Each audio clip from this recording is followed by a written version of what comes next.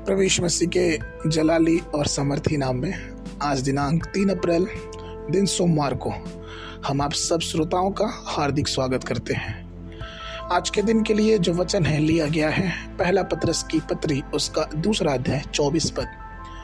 वचन कहता है, वो आप ही हमारे पापों को अपनी देह पर लिए हुए क्रूस पे चढ़ गया, जिससे हम पापों के लिए मर करके धार्मिकता के लिए जीवन बिताएं। उसी के मार खाने से हम चंगे हुए।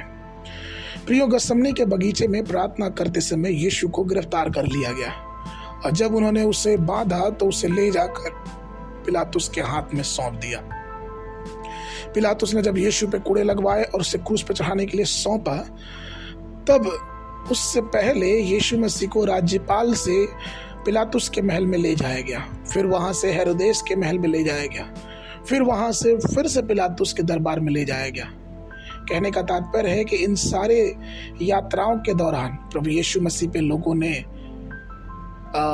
उसको मारा, उसको पीटा और यहाँ तक कि जब उसको क्रूस की तरफ लेके जा रहे थे तो उसके कपड़े तक को फाड़ डाला, उसके हाथ पैर को बांध दिया, उसे कोड़े मारने लगे और बहुत जोर से कोड़े मारने लगे।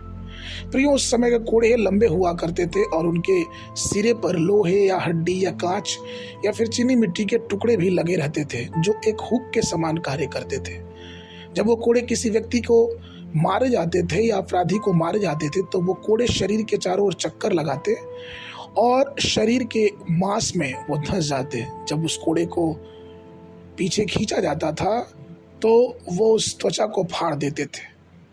आज भी कई देशों में ये कोड़े मारने की प्रथा है और आपको ये जान के हैरानी होगी कि अगर किसी मनुष्य को 10 कोड़े भी लग जाए तो उसका शरीर इतना निर्मल और इतना बेकार हो जाता था कि वो जीवन भर निर्जीव या फिर यूं कहें कि बस जिंदा लाश बन के रहता था।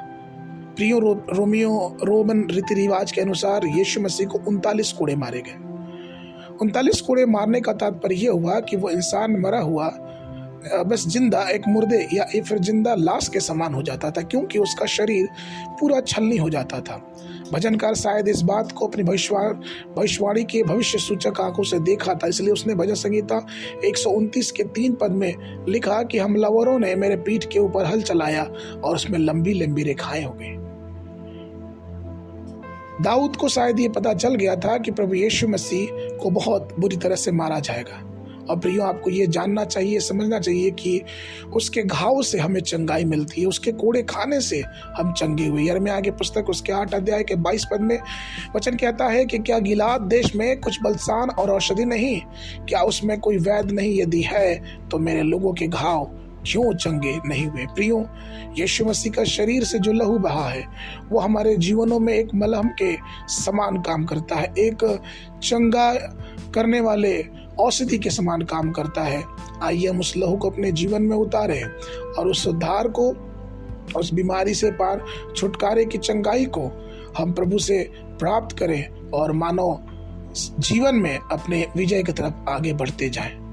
इसलिए परमेश्वर के उन सारे लहू की सामर्थ्य को अपने जीवन में लगाएं और आगे बढ़ते जाएं, जिससे परमेश्वर की आशीष हमारे और आपके जीवन में बहुतायत से बनी रहे।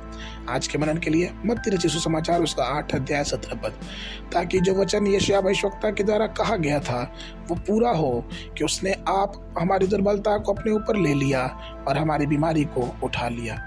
आज बाइबल अध्ययन के लिए न्यायों की पुस्तक उसका 19, 20 और 21 अध्याय, संध्या के समय लूका रचित सुसमाचार 7 अध्याय 31 पद से लेके 50 पद तक। परमेश्वर आप सबको आशीष देवे।